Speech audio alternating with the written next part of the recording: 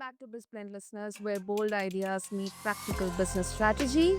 I'm your host Sana, and today's episode dives into a question every modern brand wrestles with. What is the best piece of advice for anyone considering SEO? Now, listeners, our guest is Steven Schneider, co founder and CEO of Trio SEO, which is an ROI focused SEO agency for B2B SaaS and service brands. Now, before Trio SEO, Steven built a seven-figure blog portfolio from scratch. No ads, no socials, just pure SEO. And now he leads a powerhouse team that creates conversion-driven content for founders and CMOs who want real, raw results, not just some vanity metrics.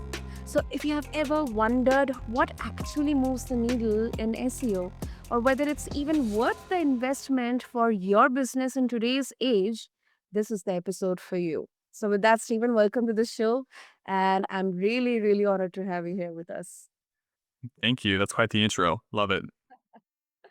Okay, Stephen, I guess the first question itself comes from the intro itself. Today we are talking about not the Google and the likes of other search engines, but it's more about what kind of information AI is throwing upon us. Um, Mhm. so in today's age, why do you think SEO is still relevant? Yeah, I think it's still relevant because people want to discover information online. And I think the pure definition of SEO as a search engine optimization is just going to evolve into maybe something like a AI search engine, like AI EO or something along those lines. But at the end of the day, people have questions and businesses have solutions to their pain points and their problems. So as long as people are searching for something online, trying to fix that problem or connect with a business or figure out some sort of contextual information, there's always going to be a need for SEO. I don't see it going away anytime soon. That definitely makes sense. That makes sense. Great. So now let's talk about what is the most overlooked truth about SEO that you have observed that businesses often learn too late. Yeah, I think the biggest thing is that there's so much skepticism in SEO, and people will always try to cut corners when hiring an SEO and try to aim for you know, this less cost or more deliverables, or trying to, spend as little amount of money as possible when really it's a specialty service that needs to be backed by expertise. And so it's very easy to spend, $200 a month on SEO, and then you get burned by it or scammed and you believe it never works when really it requires somebody who has been there, done that, and has done it for their own businesses like us, and somebody who has a kind of an entrepreneurial mindset and can come in as a fractional partner to lead strategy and see it through. But I think that if you're not willing to invest in it and think long term, you shouldn't expect these massive upside returns that many people rave about when it comes to SEO. And whenever SEO comes into discussion, so I've often observed that we talk more about the rankings, how or what rank my website comes in, or my page or my blog is coming, not the revenue aspect. So do you think this is something which founders often overlook? Yeah, I think so. One of the common questions that I always ask people who want to work with us, it's a two-way street. They ask us, what's the ROI like? What kind of warrants success at the end of the day? How are we tracking things? And, I kind of flip the script on them and I ask, what's currently being tracked? What's currently working for you? And how are you guys currently defining success? And believe it or not, many people can't answer that. CMOs and founders aren't tracking things correctly on their website. And so it's a really kind of big shock when we can come in there and set up analytics and set up core KPI trackings and figure out what people are actually engaging with on the website. But every website will be different, whether it's going to be free trial signups or demo signups, or maybe people just want to grow their newsletter because they know that growing a newsletter typically results in more revenue down the road. So it really is dependent on that.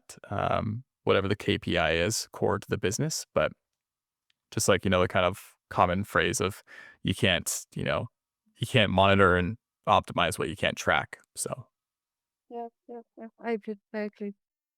And Steven, you built. I mean, that is something very very impressive. I mean, seven-figure blog portfolio, no ads, no socials. I mean, how exactly did that work? yeah, I had a bunch of dumb luck at just right place, right time, and a fair amount of hard work. But yeah, my longtime good friend was my mentor through that all. I built that company with him and our other partner. This was back in college, and we kind of scaled that up immediately after college and just started building a bunch of websites and driving organic traffic to Amazon as affiliate marketers. And yeah, it was a fun ride. We published upwards of 300 to 400 articles per month on a monthly basis within our team. It was a massive operation, and it was so fun. And that's kind of what got me really tied to SEO was just learning how it works, how to optimize content, how to create content that converts, and how to drive meaningful results from SEO. And once I kind of realized the power of SEO, I've been hooked since day one. So it's been fun. Oh wow, that must be so. It must be such a learning journey for you. But you mentioned right place, right time, dumb luck. But do you think, Stephen, it's luck or it's the mindset of identifying the right opportunity at the right time? Yeah, it totally is. I think that, that's one of the core memories I'll never forget is when my friend told me about SEO and told me what he did on the side as kind of a side hustle in college. And I remember we were sitting in class and he showed me that he had this website and how much money he was making and all this sort of stuff. And I just remember getting chills, realizing that, I was studying finance and had plans to go get my master's in business. And this entire vision of what I thought was going to get me to this quote unquote success metric in life, or however you want to look at that, um, Mhm. completely was shattered within a millisecond of him showing me how much money he was making from his website while also going to class and doing all this stuff. So I completely switched gears and just absorbed all the information I could around SEO, and he became my mentor. And yeah, I think it definitely is kind of what you're saying. It's being able to recognize that as an opportunity and being able to really dedicate time, energy to it, and be okay with patience and knowing that it wasn't going to be an overnight success, and that I just had Mhm. to stick with it. Of course. But having a friend and then a mentor like that, that definitely we can put that in the luck Yeah, basket. exactly. It made it a lot more fun when we could hang out and, casually be friends, but also work on the business together. We had a bunch of fun. Wonderful, wonderful, Stephen. Okay, let's start talk about your agency. Trio SEO, it doesn't rely on ads or social media. So, why do you believe, especially in this age of Google ads, Meta ads, or social media, when more and more brands, websites, they are thronging to um, Instagram and other platforms. Why do you believe SEO alone can outperform those channels for long term growth? Yeah, I love this because and that's kind of why I really got into SEO and kind of clung to it was that when I was studying finance, I was really obsessed and still am with investing and compound interest and kind of the long-term play of being patient with your money. And so I really look at that similarly to SEO where, it might not be this immediate quick win like you get with PPC where you can turn on ad spend and you start driving leads immediately and there's like, the ROAS elements, all that sort of stuff. But with SEO, you play the long game and you invest in it month over month, similar to like if you're investing in your retirement account. And the content and the keywords and the SEO work starts to compound and you see this snowball effect build and build and build. And so you look back over time and, it might have taken a year or two to build, but once it's up and running and churning, you have this fully fledged organic machine that just pumps business into your business. And over time, as that continues to ramp up, your customer acquisition costs actually flip the script and become more efficient, and your cost per lead or cost per acquisition starts to go down and actually trend cheaper as SEO continues to grow. So it might take a little bit of time to get up and running. There's always going to be upfront costs with working with someone like us, but once you have this machine fully operational, it's very powerful. Mm. And that is definitely, organic. It takes time. It takes a lot of patience, but definitely, as you mentioned about tracking, not only optimization but tracking as well. Um, any pivotal moment or any surprising observations that you made, from your journey with starting Trio SEO? Yeah, I think the main thing is that companies that we work with who have a lot of success in this space, they tend to have assets on their site that can work people into the ecosystem of the brand.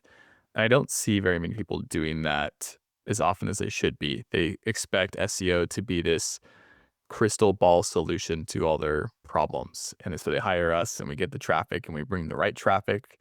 And at the end of the day, if your website isn't set up to convert, or maybe it looks like it was built in 2002, um, the user at the end of the day has to be able to engage with the site and fall in love with the brand and fall in love with the design and be engaged via lead magnet or calculator or a specific quiz. Um, there's so much information out there nowadays that it's almost information overload. And so when someone's lands on the site, it's your job as a CMO or a founder or marketing manager to nurture that person and work them into the ecosystem of the brand and continue to develop that relationship over time. So, um, I think that that's just massively important when it comes to looking at a holistic strategy that can really drive some meaningful results at the end of the day. That makes sense. Makes sense. But also, Stephen, for any especially mid stage or an early stage B2B SaaS company, um, who may now consider SEO as a growth lever, um, do you think it is viable to rely only on SEO to begin with, or it should be, I mean, throughout the entire marketing strategy for that company? Yeah, it should definitely be a combination of sorts. I wouldn't like we actually don't work with startups that are solely reliant on SEO as a lead driver because their expectations of success do not match the realism of SEO success. And so I always suggest that SEO kind of be a complementary marketing strategy within your entire wheelhouse. So, I still believe PPC and ads, like that's that's a quick win. Like, go do that. That's great. You should also have a newsletter signed up as kind of a nurture lead mechanic. If your ICP or your avatar is on social media, like by all means leverage social media. Like you should be exploring the strategy that best aligns to wherever your ideal customer is living. And then SEO is going to be kind of a longer term play. So I kind of think about the strategies in terms of short-term results, immediate results, mid to medium results, and then a long-term play, which is where SEO comes in. So I think having multiple at all times is smart. But yeah, to your question, I think that those early stage people should focus on increasing the bottom line immediately while then also thinking long term down the road. Of course, of course. Um, uh, Also, you specialize in bottom of the funnel content. Um, for the ones who are not familiar with that, um, can you break down that, what that means and how it differs from the traditional SEO blogging? Yeah. So bottom of the funnel essentially just means that the person who's searching for that specific topic Mm. is more closely tied to a conversion step. So if you're searching for something like services related keywords, like if I'm looking for SEO services or B2B SEO services on Google, um, I'm probably in the mindset of trying to sign up for services. I'm looking at, I'm shopping rates. I'm pretty closely to the step of pulling the trigger on a service. If I'm in the stage of trying to just figure out discovery stage of like what makes a good SEO agency or what is SEO, if you really want to take a couple steps back, that person is nowhere near pulling out their credit card. And so our job as good SEOs is to try to figure out what is the customer psychology and the intent behind every search query that your ideal customer could potentially discover your website or brand within. And so all of the topics, all of the pieces of content that we create are assigned a funnel segment, whether it's top of funnel, mid funnel, and bottom of the funnel. And so, as an ROI focused agency, we always start bottom of the funnel first and make sure that you're not missing out on any opportunities that could potentially attract your ideal customer and bring them to your website with a very high likelihood of converting into a paying customer. It's more aligned with the customer's or the lead's journey or the person's journey who is having that intention to check out your services. I mean, services in SEO. Yep, exactly. Whether it's, I mean, it could also be any other services. Maybe it's, that maybe there's insert any other kind of type of business, B2B. Maybe it's like mergers and acquisitions for exits and someone's trying to figure out how to sell their business. So if someone's searching for how to sell my um, veter like how to sell my dentist clinic or how to sell my dentistry, that person is probably very closely related to getting ready to pull the trigger on how to find somebody who can help them sell their business. So it really just depends on what the topic is and where we see that customer in their journey. Hmm. That makes sense. Makes sense. So, before we wrap up, any particular case study or success story that you would like to share with our listeners? Yeah, the main one I love talking about is actually in the M&A space. That's why it came to mind with the mergers and acquisitions client we have. They have a calculator that has been extremely useful in helping them generate leads and business. And that kind of ties back to what I was saying around having those assets on your site because we love building calculators for clients, and we think it's a very viable strategy to produce leads or quizzes, whatever that looks like. But yeah, the one client we have a case study on our site where at their peak, I mean, they were generating upwards of 50 leads a month through this calculator that they had, and then from there on out, their sales team was able to nurture the business and figure out who were their ideal customers from those leads, and then really kind of work them into a conversion standpoint. So we just did our job to bring in the best, highest intent, ideal customers to their site. We did that, but with a bunch of content. We published around 7 articles a month, and then we're now building their authority up through backlinks and making sure that they can maintain rankings. But yeah, I think that there's some great stuff out there, and we also have a bunch of case studies on our website if you wanted to go check those out and explore more. Oh, that's a good one. And you mentioned about, content. How do you balance human written content with scalability? For example, you have so many clients you're working with, and then managing, let's say, on an average 7 to 10. I'm just assuming the number per client, because a lot of startups, especially, they struggle with content velocity versus quality. So, any systems or processes in place that helped you scale without sacrificing the value provided through that content, or maybe the quality of that content? So we're 100% human written and edited at our agency, and that's something that definitely comes with trying to figure out a really good process because we don't write with AI. And so we have a really solid team of writers, and they are very well trained on understanding the brands that we work with and understanding the best practices for SEO. We also have a great team who creates outlines and gets all the content briefed and ready for the writers, so the writers can just jump in there and do their job, and they already have structured headings to follow and directions, and everything is very laid out and mapped for them. And so um, I've just learned over the years that we always, anything we can do to systemize our process and just make it more efficient so that everyone knows exactly what they need to do and they can focus on quality. It just definitely really pays dividends down the road. Mm, that's quite good, especially, when everybody is assuming that everything written and whatever they're seeing is just AI. That's something really different. Ah, wonderful, wonderful. So, Stephen, if our listeners they would like to check out Trio SEO and connect with you as well, what will be the best way? Yeah, I'm very active on LinkedIn. You can find me just by searching Trio SEO or my name or any combination of the sorts. I'm always love working with people, networking, just meeting random people who have listened to our podcasts. So feel free to reach out. Would love to see if it's a match. Maybe we can help you grow your SEO. And nonetheless, I hope you have a great day and thanks for listening.